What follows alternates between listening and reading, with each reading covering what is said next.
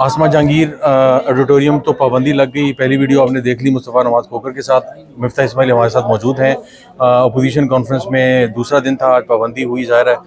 ان سے آج پوچھتے ہیں کہ حکومت کی جو بوکھلاہٹ ہے اس کے پیچھے کیا وجہ ہے؟ کیا یہ جان بوجھ کے یہ اس طرح کچھ کر رہے ہیں راستوں میں چیزوں میں رکاوٹیں ڈال کے, یا آپ سمجھتے ہیں کہ نالائق ہیں یہ؟ کہتے ہیں چور کی گاڑی میں تنگ ہے. جو حکومت 47 پیج فارم پہ آئی ہو, جو حکومت کمپلیٹلی لیجیٹمیٹ ہو, جس کی کوئی مورل لیجیٹمیسی نہیں ہو, جس کے پاس کوئی پولیٹیکل لیجیٹمیسی نہیں ہو, وہ حکومت اپنے سائے سے بھی ڈرتی ہے.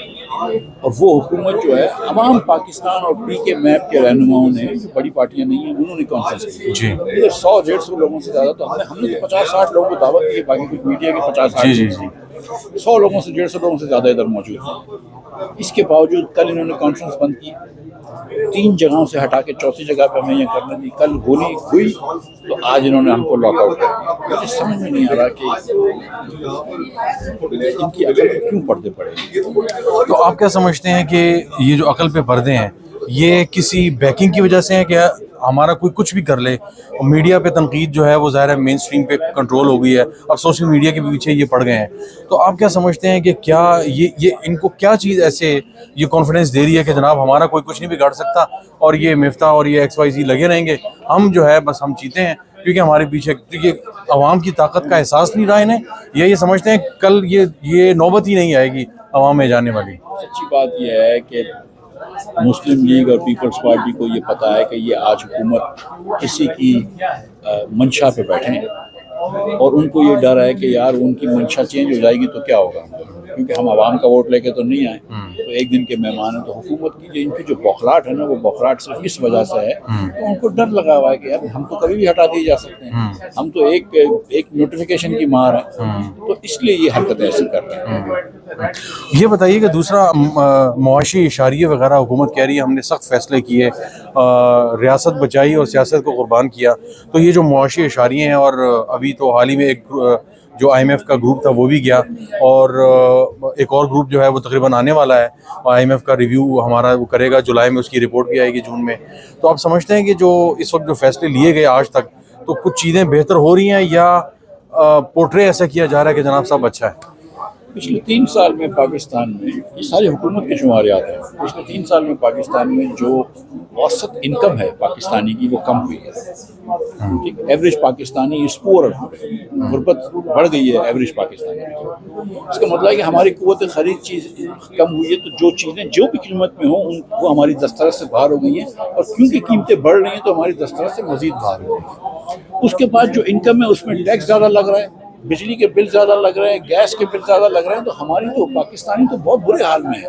اس سال کے شروع میں 9 کروڑ لوگ, پچھلے سال کے شروع میں 9 کروڑ لوگ خطے غربت کے نیچے تھے, اس سال ختم ہو تو 10.5 کروڑ لوگ خطے غربت کے نیچے. یہ اگین ورلڈ بینک کے نمبرز ہیں. تو ہر پاکستانی تو پریشان ہے, آپ کسی پاکستانی کو نہیں جانتے جو بجلی کے بل سے پریشان نہیں. تو کہاں بہتری آئی ہے مجھے نہیں پتا, ہو سکتا ہے کہ ان کے گھروں میں بہتری آ گئی ہو, ان کے جائیدادوں میں بہتری آ گئی ہو, لیکن پاکستان میں تو بہتری نہیں آئی ہے. اگر بہتری آتی تو یہ آج کانفرنس کیوں ختم کرنے دیتے؟ بہتری آتی تو کل 60 پیج کے اشتہارات لگانے کی کیا ضرورت ہے؟ یہ اس بات کی علامت ہے کہ ان کو پتا ہے کہ ان سے کام نہیں ہو رہا. اور جب شہباز شریف صاحب کہتے ہیں کہ ہم نے سیاست بچائی تھی, تو جس دن مفتاح اسماعیل کو انہوں نے نکالا تھا اور ڈار صاحب کو لائے تھے, اس دن آپ نے فیصلہ کر لیا تھا کہ ہم کو سیاست بچانی ہے, ریاست بچانی نہیں ہے, کیونکہ مفتاح اسماعیل وہ فیصلے کر رہا تھا جس سے ریاست کی بہتری ہو رہی تھی. نمبر 1. اور نمبر 2 کہ اگر سیاست بچانی تھی تو پھر 8 فروری کو الیکشن ہار مان تسلیم کر لینی چاہیے تھی نا. تو ریاست تو اس طرح بچتی ہے, اس میں جمہوریت بچتی ہے. آپ نے اپنے اقتدار کی خاطر جمہوریت کی قربانی دے دی. مرزا صاحب آخری سوال, آپ کیا سمجھتے ہیں کہ یہ جو سارا سلسلہ اس وقت چل رہا ہے, حکومت جس طرح نظام چلا رہی ہے, یہ کتنے لمبے عرصے تک یہ سلسلہ, یہ میک شفٹ ارینجمنٹ جو ہے یہ چل سکتی ہے؟ بیساکھیوں پہ کہہ لیں یا کسی کی سپورٹ کہہ لیں, یہ زیادہ لمبا عرصہ آپ کو چلتی ہوئی نظر آ رہی ہے؟ دیکھیے سر, بہت عرصے تک غلط رہنما ملک کو چلاتے ہیں. بشار الاسد کتنے عرصے رہے سیریا، جب گئے تو سیریا ڈسٹروائے ہو گیا. اس سے پہلے ان کے والد حافظ الاسد کو 40 سال تھے. تو لیکن پاکستان کی تاریخ ہے کہ کسی وزیر اعظم نے اپنی ٹینیئر پورا نہیں کیا. تو یہ وزیر اعظم تو نہ صرف ان کی پارٹی نہیں جیتی ہے، خود اپنی سیٹ نہیں جیتے تھے.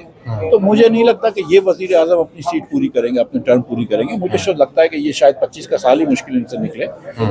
26 تک تو میں نہیں دیکھتا ہوں وزیر اعظم کو. لیکن چکر یہ کہ پاکستان میں صرف چہرے بدلنے سے کچھ نہیں ہوتا. ہم نے دیکھ لی ہے پی ٹی آئی کی حکومت بھی، ہم نے پیپلز پارٹی کی حکومت بھی دیکھ لی ہے، ہم نے مسلم لیگ کی حکومت بھی دیکھ لی ہے، لیکن ہم نے بہتری نہیں دیکھی کیونکہ نظام غلط ہے. جب تک کہ حکومت کو ہم فنکشنل نہیں کریں گے، اس ڈس فنکشنل حکومت کو، پاکستان ترقی نہیں کرے گا. ناظرین، مفتیٰ صاحب کی گفتگو آج کے لیے اتنا، انشاءاللہ دوبارہ ملاقات ہوگی. بہت شکریہ.